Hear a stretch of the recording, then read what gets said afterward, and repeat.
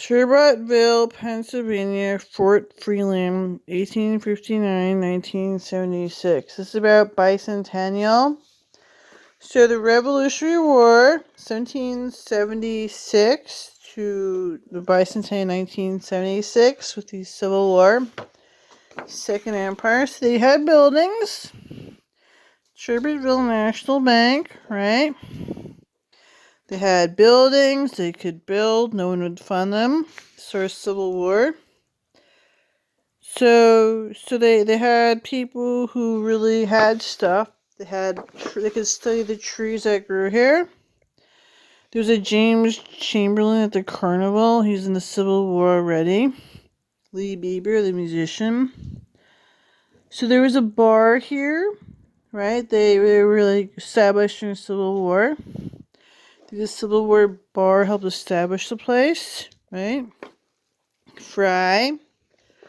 So they were already here.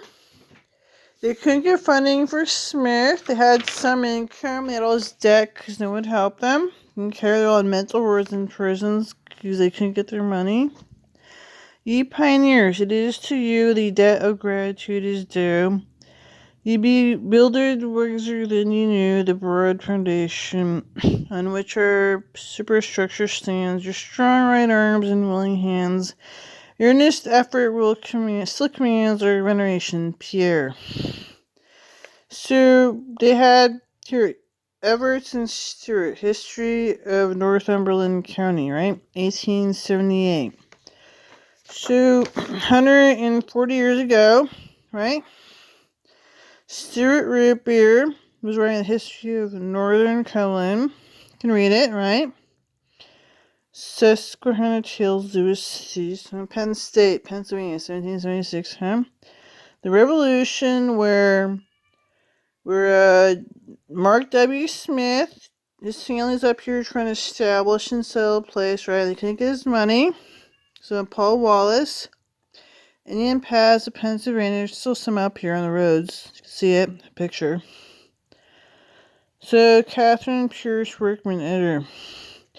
So Justin Stewart couldn't really read and write, so they want to rape him in prison in Turbotville because they're in mental wards and prisons. So they're up here from Maryland lying, trying to rape him in prison because he's from here. Everyone's in mental wards and prisons. Couldn't really read and write his book. They wouldn't fund them. So here's your Indians, right? They'd all be living in a tent with Indians, right? Topocock, Northumberland, Great Island, Lock Haven. I was there. It's nice river. There's elk there. To Great Island, Lock Haven. I was there. Lock Haven. Yeah. So we developed up here, Great Island, right? So there's a Great Island. I was up there in Lock Haven, and there's a nice river. Scared me. I didn't die. Scared. So I didn't die, but I was scared, right? I was there. I didn't die, but I was scared. Indian trails are pegs. Indians used the rivers of Pennsylvania and New York as their means of transportation. They could put the water in Quebec, Canada, New York State, and could travel to Philadelphia or to Chesapeake Bay. The Indians had numerous paths by which they moved hunting, fishing, and visiting other tribes. Okay? And that's how they were.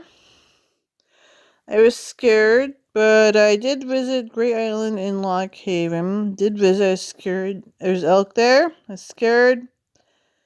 But Lock Haven had the Great Island right because they didn't die. I was scared. But I was scared. And nothing helps because they don't care.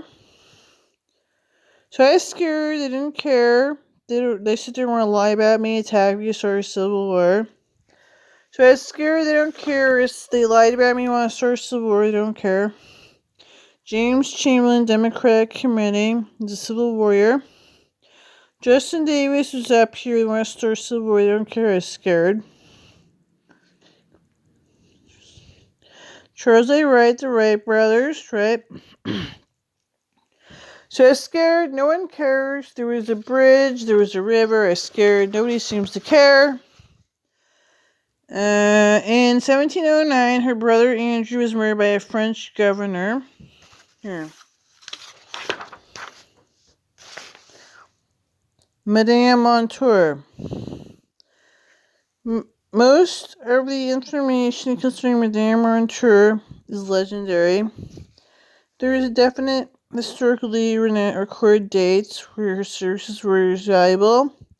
Intermediate between Indians and white people. Father was a French gentleman who said that he married Indian women while in Canada. On the other hand, in no place recorded Madame Montour mentioned she was a half-breed.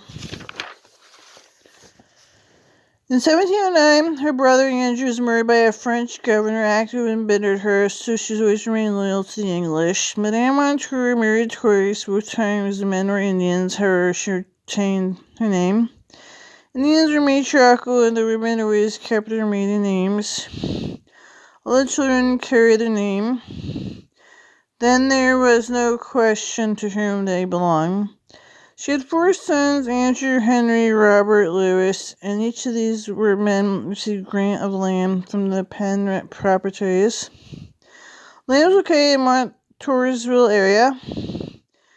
The land was bestowed on them because of their valuable assistance given to the colonists. There were 2 daughters, French Margaret and Catherine. French Margaret inherited her mother's traits. Both daughters and their mother spoke French, English, a number of Indian dialects. French Margaret ruled Margaret Town, which is now Newbury. She was conversant with Christianity, was the first prohibitionist. She allowed no drinking in her village.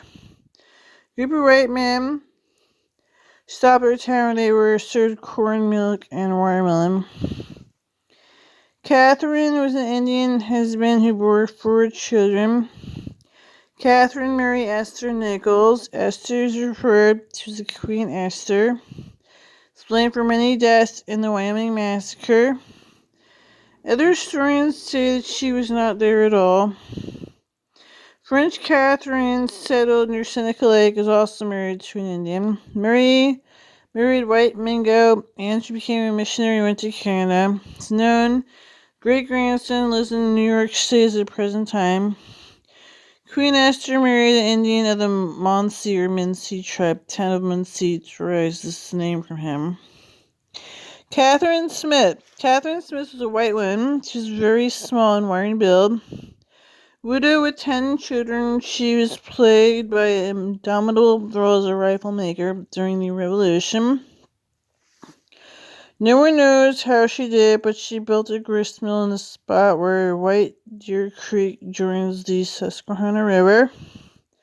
As the boys grew up, she built mills for each of them. She finally had grist and sawmill, hemp mill, and the rifle boring mill in 1771.